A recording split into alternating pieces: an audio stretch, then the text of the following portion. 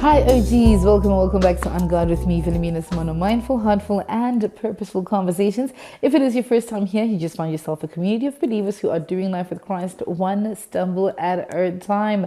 If you've been with me since episode number uno, you know I super duper appreciate you. Thank you so much for holding space with the girl, as a girl has been holding space. Yeah. Guys. I love how I'm just in the flow of this thing. Right? I'm in the flow of this thing. And the crazy thing is this intro, like I didn't like necessarily script it down. Like literally, I was just like every day it was just, oh, welcome back. Oh, welcome to On God, wada. And then we move on with our lives. And then. But now here we are.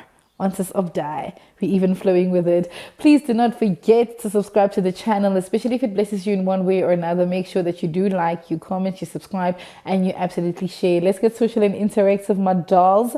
Follow me on Instagram, Welheminah_S. Follow me on TikTok, Welheminah_Simona. Let's get into today's conversation. So, what inspired today's conversation is a call that I was on with my mentor a little under 2, if not 3 weeks ago, where I was essentially feeling very stuck in my life. And obviously thank God for the Oprah interview, where I kind of felt like I was not very sure about what it is that I wanted to do, like what is the next step, you know what I mean? And I've mentioned that one of the most beautiful things that my mentor has said to me at my birthday dinner, right? He was like, there's nothing out there for you to try and discover that you need to do. Like it's one of the biggest blessings to lock or crossroads with your purpose and then focus on just making it better and growing and advancing and right. So in as much as I feel like I have sort of figured out my calling or what it is that I'm called to do, during that particular week, I remember I felt very stuck. I felt very confused. I felt very undone. And his call couldn't have come at a better time when we were having a conversation. And essentially, I think from that conversation,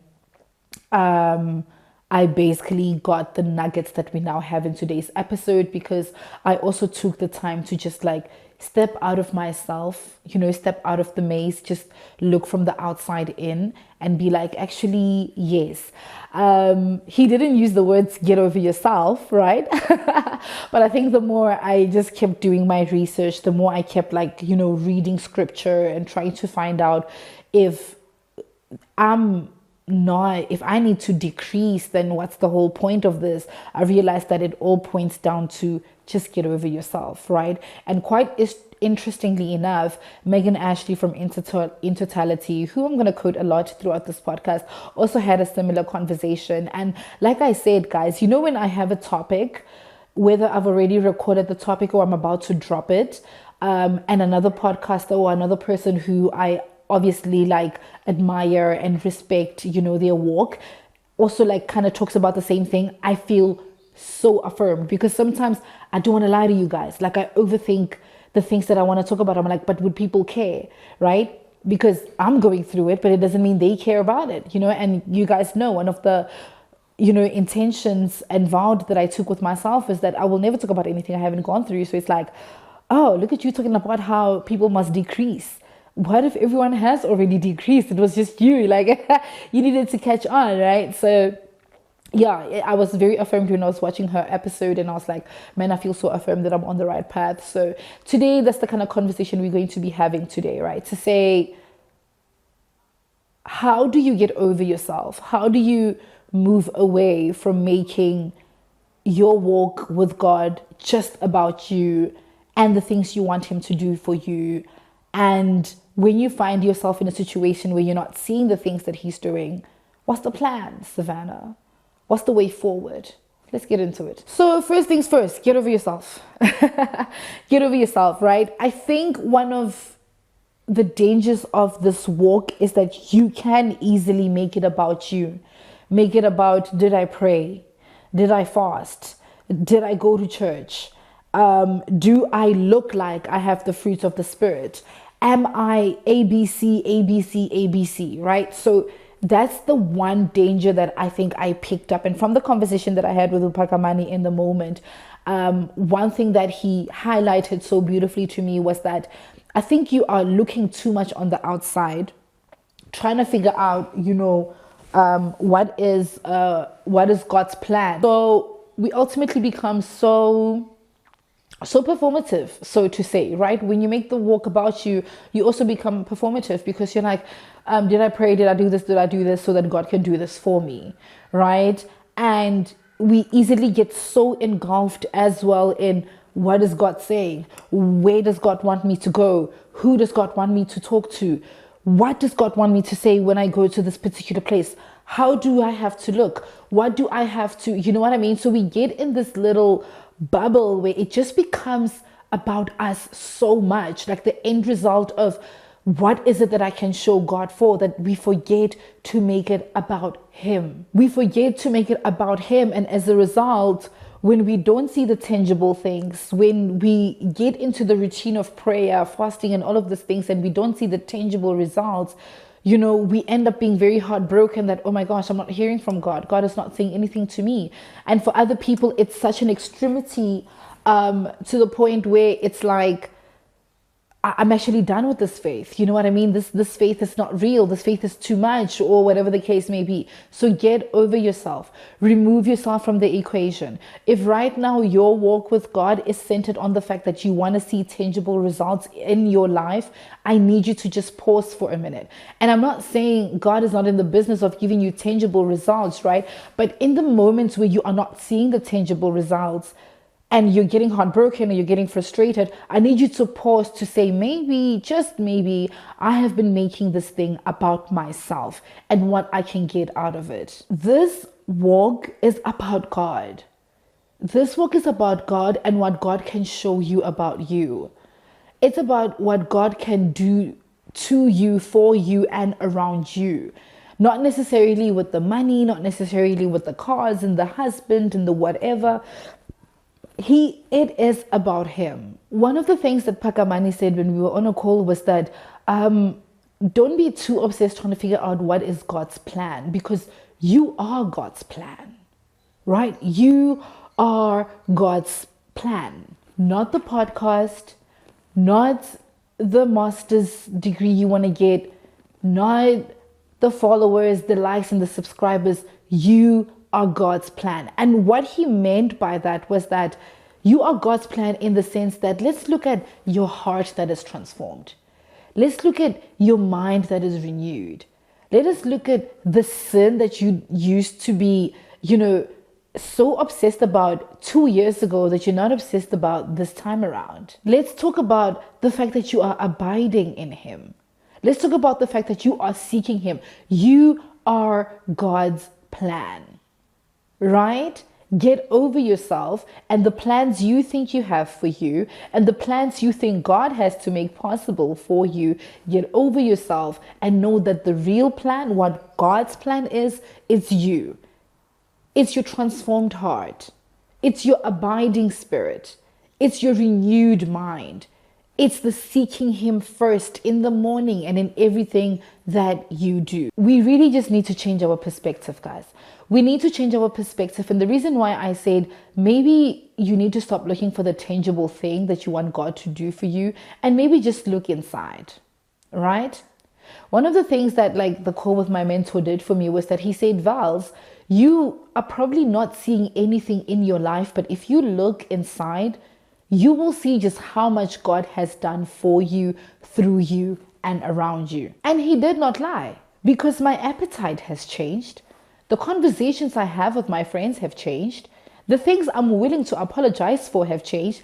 He did not lie. An interesting take from Bill Johnson is that one of the devil's tactics is to distract you and move you away from God's love, right? Move you from God's love, distract you from what God has done for you and in your life, how God has changed your appetite, how God has rescued you from the sin that held you hostage all your life. The devil's tactic is to remove you from all of that and have you focus on the part of your life that you're still feeling a bit insecure about, like the fact that you don't have money, the fact that you're not where you thought you were going to be at the age of 30, the fact that you're not married, you don't have kids, you don't have the job, you're not living in the city, right? And if you let the devil win in that department, You are going to spend all your life missing what God is doing in and around you, but focusing on the one area where God is saying, but not yet. Not yet. Can you not see how far you have come? One of my favorite things to remind myself of is that, man, I am not where I want to be, but thank God I'm not where I used to be. I'm not that girl that was seeking validation. I'm not that girl that thought if by 30 I don't have certain things, then we are done for. Change your perspective. If you can't see anything tangible for you to write home about on the outside, look inside. You'll be shocked at how far God has taken you. There's an analogy that Oprah used on her interview with Keke Palmer. And she was talking about the fact that, baby girl got some new knees, she needs the knees and the disease, right? And she says when she goes hiking, right? As she's starting, she can't see the progress. But every 10 minutes when she looks back, she's like, I have come so far. And she goes up again and she looks back and she's like, I have come so far. And I think we need to do that. When you can't see the tangible things, look inside. Look at what God has done for you mentally, spiritually. Look at some of the things God has rescued you from. Your walk with Christ is bigger than you. Your walk with Christ is bigger than the things you're petitioning God for, right? And I want to use Megan Ashley because from In Totality, the podcast, another dope, disciple. If you guys want to subscribe to that, please do. She's super amazing. She talked on Christian influencers. I don't know if I'm a Christian influencer. Like, what goes into being a Christian an influencer? I don't think I am. I think I'm just a girl that loves coming on the internet and talking about God. But that's okay. So she was talking about Christian influencing, right? And she's like, it's beautiful that we have content creators that are finding ways to spread the gospel and spread the word of God. It's beautiful, right? But never let the influencer part of what you do be above the Christianity part. I don't know if I'm making sense, right? So she was like, being an influencer must come second to the fact that you need to speak the truth of God. If a partnership comes and it's not in alignment with the things of Christ, is it the influencer you that's going to take that partnership, or is it the Christian in you who knows the principles, who knows the theology of Christianity that's going to take the partnership, right? And I thought about it and I said, no matter what it is that you're petitioning God for, whether it's marriage, whether it's a career, whether it's, money and whatever, that cannot come above the fact that you need to fellowship and relation with God. Your walk is bigger than that. We see it with Solomon, right? It's Solomon. Solomon, was supposed to lead this people, and his prayer to God was, God, give me the wisdom, the knowledge to lead your people. It was bigger than the riches that he didn't ask for, but God said, bet, I will give you that, but I'll also give you the things you didn't ask for. One of the things that I've been very scared to pray about was the fact that, God, can I please have more subscribers? Can I please have more followers? Can I please have more people, more territory, more influence and everything? And I realized the reason I was scared to pray for that is because I was worried about my heart posture if I'm not going to be arrogant, if I'm not going to be, too big-headed. And then I realized that it's actually not wrong to ask for those things, but rather ask for those things, and at the end of his prayer say, one, God, if you will it for me, then amen. And if you will it for me, Lord, also give me the wisdom and the knowledge and the heart to steward it. Right? Because it's bigger than just the numbers. It's bigger than the likes. It's bigger than the subscribers. It's bigger than the followers. Because what good is it for me to have all of that and I don't know how to steward it? I don't know how to work with it. I don't know how to, use it, and I let it get to my head. And I think it was the same with Solomon. What good is it for me to lead these people if I'm not going to have the heart for me to do it properly? Whatever it is that you're petitioning God for, you must always know that it shouldn't be bigger than the fact that you are pursuing God and the things of God. your relationship with him. Lean more into the dreams that God has for you. What do I mean by this? You guys know I love talking about this verse in the book of Matthew. Guys, Bill Johnson explained it, and my life has not been the same ever since, right? Seek first the kingdom. I think that is one of God's dreams for you, to seek first the kingdom, and all these things will be added to you, right? Because if you seek first the other things and then seek the kingdom, unfortunately, you're going to have to let go of those things, because as you seek the kingdom, you're going to realize that you're having new desires. Lean more into God's dream for you. Don't dream for you. Dream with God. Align yourself with God's heart. And even as you're aligning yourself with God's heart, even as you're aligning your dreams with the dreams God has for you, be willing to let go of some of the things he's going to ask you to let go of. When I got born again, there were certain things that I swore by. You know what I mean?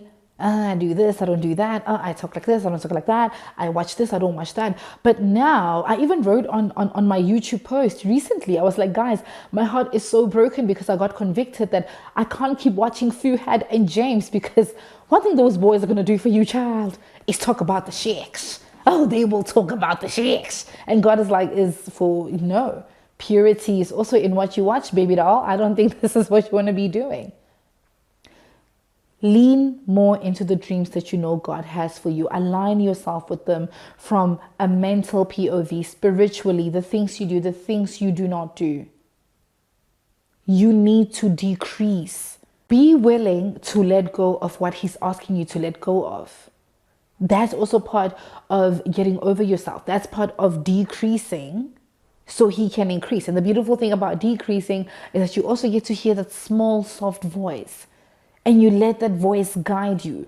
You let the truth of God guide you. And that's all I have for you this week, family. Thank you so much for tuning in. If this episode has blessed you in one way or another, please do not forget to like, comment, share, and absolutely do subscribe. And remember, the moment this walk becomes more about you and not God, you're in trouble. We do this because we want to point ourselves back to the heart of Christ, back to the heart of God.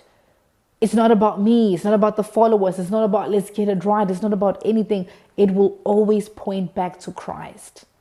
Anything and everything we talk about in this podcast, it's about how can we be better? How can we be more Christ-like?